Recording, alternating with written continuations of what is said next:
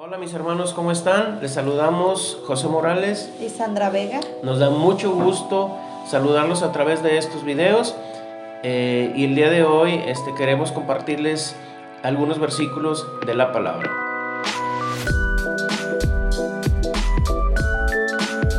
El día de hoy les vamos a hablar de el esposo cristiano. En 1 Corintios 11:3 nos dice: Pero quiero que sepáis que Cristo es la cabeza de todo varón, y el varón es la cabeza de la mujer, y Dios la cabeza de Cristo.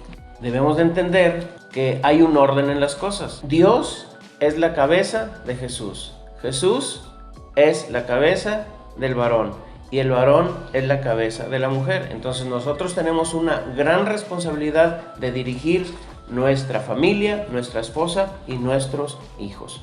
Y nos lo repite en Efesios 5:23. ¿Por qué? Porque nosotros debemos de gobernar nuestra casa y debemos de gobernar a nuestros hijos y debemos de darle un ejemplo y un testimonio, ¿verdad? Y en 1 Timoteo 3:4 nos dice: que gobierne bien su casa, que tenga a sus hijos en sujeción con toda honestidad. Nosotros debemos de darle ese ejemplo y gobernar nuestra casa y nuestros hijos porque tenemos una gran responsabilidad y hay un orden en esas cosas. Entonces Dios nos va a pedir cuentas más adelante de qué hiciste con tu familia, qué hiciste con tu hijo, qué hiciste con tu esposa, ¿verdad?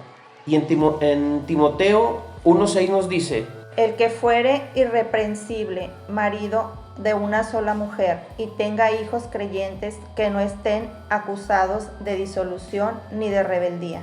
Dios nos manda que gobernemos nuestra casa, nuestra esposa y nuestros hijos con las Santas Escrituras, con las Sagradas Escrituras.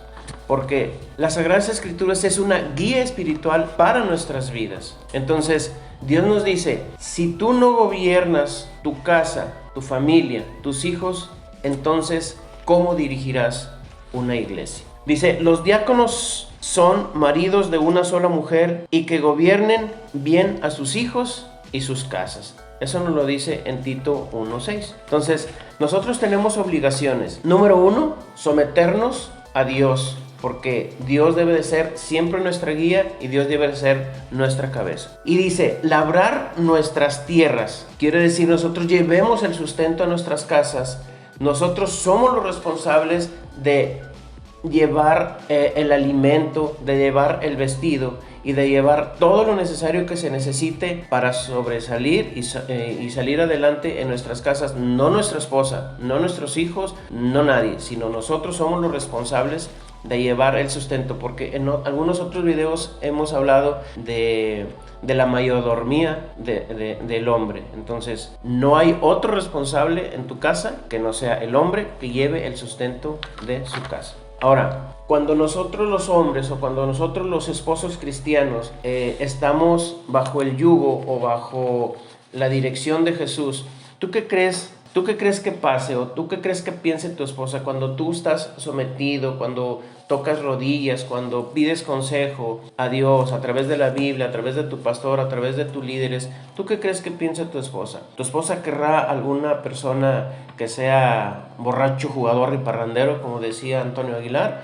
¿O quieres que tu esposo sea una persona temerosa de Dios, que siga los lineamientos y que siga los designios de las Sagradas Escrituras? Eso te lo dejo ahí como pregunta, ¿verdad? Entonces, nosotros debemos de darle seguridad a nuestra familia. Nosotros debemos de darle protección a nuestra familia, y nuestros hijos se van a sentir seguros con nosotros y en nuestra casa. Sabemos que es corto el tiempo que tenemos para subir estos videos, sin embargo, vamos a terminar este pequeño tema con dos versículos. Primera de Reyes 12, que nos dice: y ellos le hablaron diciendo: si tú fueres hoy siervo de este pueblo y lo sirvieres y respondiéndoles buenas palabras les hablares, ellos te servirán para siempre. Y en Segunda de Crónicas 10 nos dice: y ellos le contestaron diciendo: si te condujeres humanamente con este pueblo y les agradares y les hablares buenas palabras, ellos te servirán para siempre. A lo que se refieren estos versículos es que el sucesor de Salomón, que fue Roboam y es su hijo, es cuando se rebeló el pueblo de Israel, encabezados por Jeroboam. Este pueblo de Israel le dijo a Roboam que fuese un poco más sensible y que disminuyera el yugo que les había dejado Salomón.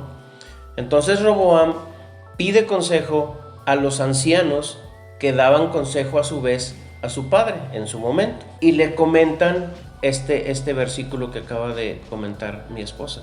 Le dice: si tú hablas con palabras buenas y te diriges a ellos y les sirves para siempre, el pueblo será agradecido y siempre te seguirá. Quiere decir que si tú haces las cosas con humildad y siempre te apegas a lo que dice Dios y con buenas palabras, Dios siempre va a estar contigo y de tu lado. Pero si tú haces lo contrario, lo que hizo Roboam, que no hizo caso a los consejos de los ancianos y le hizo caso a los consejos de los jóvenes, las cosas se complican.